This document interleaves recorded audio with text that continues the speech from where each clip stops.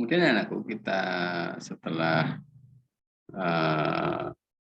membahas dua teori ya, teori Arrhenius, kemudian teorinya Bronsted-Lowry, kemudian yang C adalah teori asam basa Lewis. Oh ya, ini C ya, C teorinya asam basa Lewis. Ini belum saya edit, nggak apa-apa.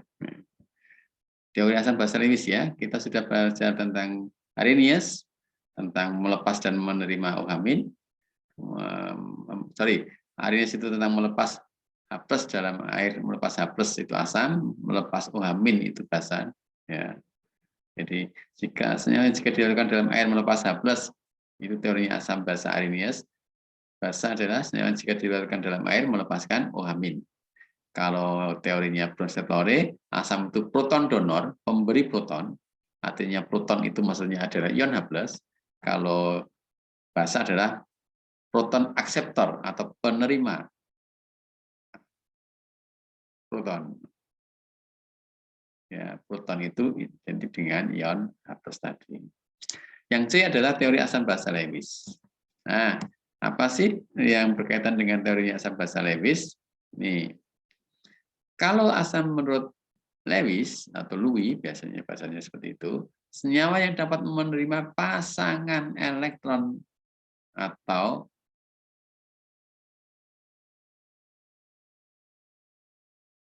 akseptor pasangan elektron. Nah, akseptor itu maksudnya penerima pasangan elektron. Senyawa yang dapat menerima pasangan elektron atau akseptor pasangan elektron, penerima pasangan elektron.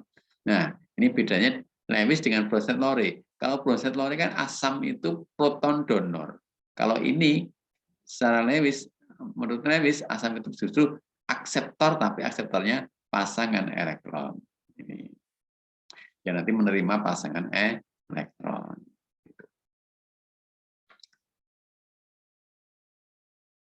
Basa tentunya kebalikannya. Kalau asam itu senyawa dapat menerima pasangan elektron, berarti nanti basa adalah pasangan senyawa yang dapat memberi pasangan elektron, atau ini ganti proton, pendonor pasangan elektron.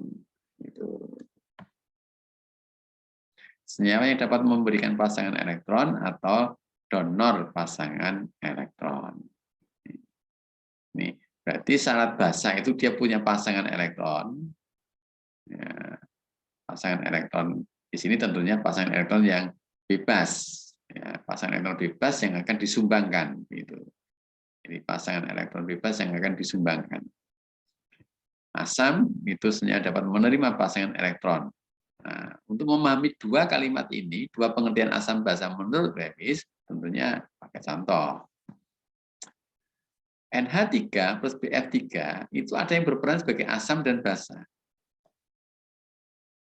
Dia akan bisa membentuk senyawa NH3 titik BF3. Dia nanti akan menjadi satu molekul. Dia terikat, ya terikat NH3 titik BF3. Nah, di sini NH3 itu bersifat basa. BF3-nya yang asam menurut Lewis. Loh kok bisa, Pak? Ya kita harus meninjau, karena di sini dikatakan tentang pasangan elektron, ya kita harus meninjau apa? Titik elektronnya ini, struktur Lewis-nya. Ya, dulu pernah kita membahas tentang struktur Lewis saat kelas 10, membahas ikatan kimia. Kamu kan harus tahu struktur Lewis dari suatu senyawa, kan? Nah, jadi untuk membahas teorinya asam basa Lewis, mau tidak mau kamu harus mengulang lagi materi tentang struktur Lewis suatu senyawa. Oh, ini loh terbentuknya ikatan kovalen. Oh, ini loh ikatan kovalen rangkap. Oh, ini loh ada kovalen koordinasi, gitu kan dulu. Yang pakai tanda panah sama strip itu, tanda panah itu bukti bahwa itu adalah kovalen koordinasi. Nah, di sana adalah penyumbang elektronnya adalah salah satu. Nah, untuk memahami ini kita akan ingat lagi ya, kok bisa ya NH3. Berarti NH3 itu apa ya? Dia memiliki ini pasangan elektron yang akan disumbangkan ini, NH3, pasangan elektron bebasnya. BF3 nanti pasti menerima pasangan elektron bebas dari NH3. Identik hampir sama dengan terbentuknya asam basa Lewis, itu terbentuknya ikatan kovalen koordinasi. Yang satu menyumbang pasangan elektron, yang satu menggunakan pasangan elektron. Itu kan seperti itu ibaratnya. Ya. Asam basa Lewis itu kaitannya dengan ikatan kovalen koordinasi berarti. Karena yang satu menyumbang pasangan elektron, yang satu menerima pasangan elektron. Gitu. Maka kita tinjau struktur Lewis masing-masing NH3, BF3 itu seperti apa sih, dan NH3 titik BF3 itu seperti apa. Ini diagram Lewis dari NH3. NH3, N itu 5 elektron valensi, 1, 2, 3, 4, 5. H sejumlah 3. Ya. Nih. Nah, seperti ini loh struktur Lewisnya NH3. Nah, Anda perhatikan, kalau ini pasangan elektron yang dipakai untuk berikatan atau pasangan elektron ikatan. NH3 jumlahnya hanya 3, ya ini ke sana 1, 2, 3. Terus ini ada 2 elektron atau pasangan elektron milik N yang tidak dipakai untuk berikatan. Inilah namanya pasangan elektron bebas. Pasangan elektron inilah yang akan dipakai untuk menyumbangkan tadi, ya, yang bisa disumbangkan tadi sehingga NH3 berperan sebagai asam.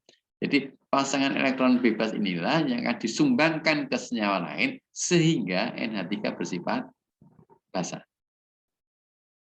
Saya ulangi, pasangan elektron bebas inilah yang akan disumbangkan ke senyawa lain sehingga NH3 bersifat basa. Ini NH3 berperan sebagai basa karena menyumbangkan pasangan elektron ini. Kita tinjau struktur BF3 sekarang. Bagaimana sih diagram Lewisnya BF3? B itu 3 elektron valensi anak-anakku. 1, 2, 3. Kemudian F itu 7. 1, 2, 3 juga. 7 elektron valensi. Kenapa hanya 1? Ini sebenarnya ada tapi tidak saya tulis, ya. 2, 2, 2, 2, 2, 2. Ini juga begitu. 2, 2, 2, 2, 2, 2. Ini juga begitu. 2, 2, 2, 2, 2, 2. Sehingga semuanya nanti oktet 8. 1 dari F sendiri, 1 dari B. Ini kan ikatan kovalen. B menyumbangkan 1, F menyumbangkan 1. B sumbang 1, F sumbang 1. B menyumbang 1, F menyumbang 1. Ini namanya ikatan kovalen. Dia tidak memiliki pasangan elektron bebas. Untuk oktet itu kan dia kurang 2 atau 1 pasang, ya. Ini kan baru 6 ini. Nah, ini tidak susunan oktet ini. 1 pasang, 1 pasang, 1 pasang. Untuk oktetnya kurang 2 atau 1 pasang. Nah, 1 pasang ini loh yang akan berasal dari NH3 tadi. Nah, ini loh. Jadi makanya BF3 siap menerima pasangan elektron bebas. Siap menerima dia.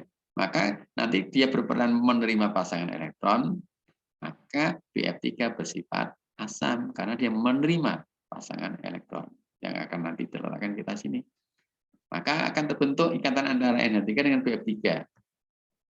BF3 berperan sebagai asam karena menggunakan pasangan elektron dari NH3 tadi, ya.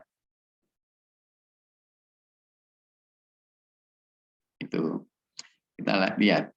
Nah, membentuk senyawa NH3 titik-titik. Ini betul-betul bentuknya.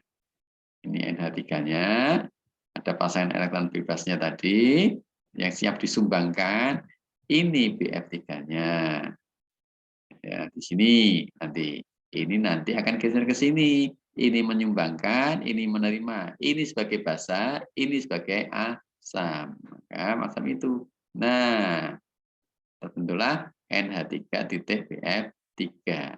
Akhirnya semuanya juga oktet. Ini oktet, yang B-nya pun juga oktet. Tapi pembahasannya tidak tentang oktetnya ini, ya, tentang asam basa Lewisnya loh, ya. NH3 menyumbangkan, maka dia sebagai basa.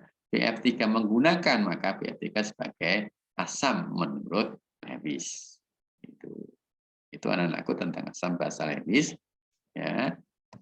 Teorinya sudah kamu miliki, penjelasannya sudah saya jelaskan. Ini pasangan elektron dari NH3 untuk menjelaskan tadi. Ini yang disumbangkan untuk membuktikan NH3 bersifat basa, BF3-nya yang menggunakan bersifat asam. Ini contoh lagi penggambaran tadi sama ini sebenarnya. Ini NH4, ya. NH4, NH3 sorry, ini pasangan yang akan dipakai tadi. Ini B, gitu kan, sama sebenarnya. Ini sama dengan yang tadi.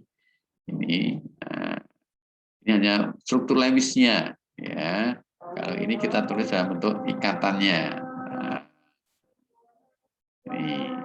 ini dulu pernah dibaca kelas ya tentang ikatan kimia. Ini ikatan kovalen koordinasi, kovalen. Tapi yang kita bahas bukan ikatannya loh ya. Ini tadi tentang rumus Lewis, ini rumus bangunnya. Tentang asam basa Lewis ya. Ini tadi untuk membuktikan bahwa mana asam, mana basanya toh. Jadi ini yang kita bahas bukan ikatannya, tadi saya ulang, tapi tentang sifat asam basanya. Jangan salah ya. Jadi untuk membuktikan bahwa NH3 bersifat basa menurut Lewis karena dia menyumbangkan pasangan elektron ini. BF3 bersifat asam menurut Lewis karena dia menerima pasangan elektron dari NH3. Itu yang akan kita bahas. Itu penjelasannya tentang teori asam basa Lewis. Yang lainnya untuk dipahami bahwa kalau kamu akan membahas asam basa Lewis, kamu harus terampil meneruskan rumus Lewisnya. Ini. Nah, ini contohnya. Contoh tentang teori asam basa ya. Perhatikan persamaan reaksi berikut. Ada CaOH 2 kali menjadi Ca2 plus 2OH min aqua. Ag Ca gas, NH3 gas, Ag NH3 2 kali mestinya ini. Ya, 2 kali Cl. Ini 2 kok. CO3 2 min plus H2O menjadi HCO3 min plus OH min. Ada 3 teori asam, di sini ada 3 contoh. Kamu disuruh mengurutkan urutan yang sesuai dengan asam basa. Arrhenius, Lewis, Bronsted, Lowry. Nah, kamu harus paham teorinya. Arrhenius katanya dengan melepas OH min atau melepas H+. Bronsted, Lowry tentang pasangan asam basa konjugasi itu, yang satu melepas H+, yang satu menerima H+. Kalau Lewis tentang pemberi pasangan dan penerima pasangan. Coba perhatikan nomor 1. CaOH 2 kali aqua kemudian menjadi Ca2 plus dan 2OH min. Nah, ini melepaskan OH min. Ini teori apa ini, Anak? Teori apa? Arrhenius. Nah, teori Arrhenius. Kemudian kalau ini AgCl 2NH3, AgNH3 2 kali Cl, pasti teori apa ini? Teori Lewis, nggak mungkin Arrhenius ini nggak ada H+-nya, nggak ada OH min-nya. Kenapa kita langsung Lewis, nggak Bronsted, Lowry? Nah, ini kan tidak ada pasangan, anak-anak. Ciri khasnya Bronsted, Lowry tadi kan ada pasangan asam basa konjugasi, atau ada pasangan tadi. Ini kan nggak bisa, ini pasangan dengan siapa? Ini pasangan dengan siapa? Gitu kan? Ini jadi ini, menjadi ini. Oh, berarti pasti modelnya Lewis. Nah, nomor 3 pasti Bronsted, Lowry. Perhatikan saja ada pasangannya. Nah, CO3 2 min, pasangannya ini. Nah, CO3 2 min menjadi HCO3 min, berarti apa ini? CO3 2 minnya apa? Menerima H+, maka tambah 1. Maka CO3 2 min nanti bersifat apa? Kalau menerima H+. Basa. Kalau basa ini asam konjugat, asam. Ya. Kalau ini pasti, kalau ini basa ini asam.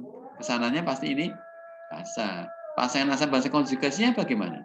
Ya CO3 2 min berpasangan dengan HCO3 min, H2O berpasangan dengan OH min. Kalau sifatnya apa tadi? Ini basa, ini asam, ini asam, ini basa. HCO3 min merupakan apa? Asam konjugasi dari basa CO3 2 min. OH min merupakan apa? Basa konjugasi dari asam H2O. Jadi air itu bisa bersifat asam menurut Bronsted, Lowry. Ya, seperti itu karena kita mengenal asam basa Bronsted, Lowry. Berarti teori Arrheniusnya nomor 1, terus nomor 2 itu Lewis, 1, 2, terus Bronsted, Lowry-nya nomor 3. Sudah urut ini 1, 2, 3. Kemudian contoh lagi, perhatikan persamaan reaksi asam basa menurut Bronsted, Lowry berikut. Nah, ini ada 2 pasang ini. Nah, untuk menentukan pasangannya gampang sekali. Nek COOH ya mesti karo iki. Kalau H2O pasti dengan ini, kelihatan sekali. Nah, kalau kita latihan menentukan sifatnya, CHOOH sifatnya apa? Ya lihat saja menjadi apa? CHOO min, oh berarti hanya lepas. Oh berarti ini adalah asam. Asam gini basa. Nah ini asam gini mesti basa. Kalau mesti asam. Pasangannya ini, kalau H2O-nya ke sana. Kalau yang ini, HCN pasti dengan apa? HCN pasti dengan CN min. Sifatnya apa HCN? Ya HCN kalau jadi CN min apa yang terjadi? HCN-nya lepas H+, berarti HCN-nya apa? Asam juga. asam, ini pasti yang basa. Kalau ini asam, ini apa? Basa. Yang ini yang asam. Pasangannya HCN, HCN min, SO42 min, HSO4 min. Gitu kan? Jadi HCN berpasangan dengan Cl min, SO4 2 min berpasangan dengan HSO4 min. Itulah pasangan asam basa konjugasi yang benar. Berarti kalau yang A salah. Kalau CHOOH dengan ini, masuk dengan ini, masuk kalah ke sini. HCN dengan ini, HCN salah, HCN dengan Cn min. CHOO min dengan H3O plus salah, ini tidak ke sini. HCN dengan HSO4 min juga salah. Kalau HCN dengan tadi pasti yang ini. CHOOH dengan CHOO min ini ya, CHOOH dengan CHOO min. Nah, ini seperti itu. Itulah anak-anakku latihannya tentang teori asam basa. Demikian kita sudah belajar tentang 3 teori asam basa. Moga-moga ada manfaatnya. Silakan nanti kamu bisa mengulang-ulang video ini. Silakan diputar ulang. Kalau belum jelas, diputar ulang. Belum jelas, akhirnya insya Allah lama-lama hafalan anakku. Demikian anakku, terima kasih. Moga-moga bermanfaat. Akhir kata, Assalamualaikum warahmatullahi wabarakatuh.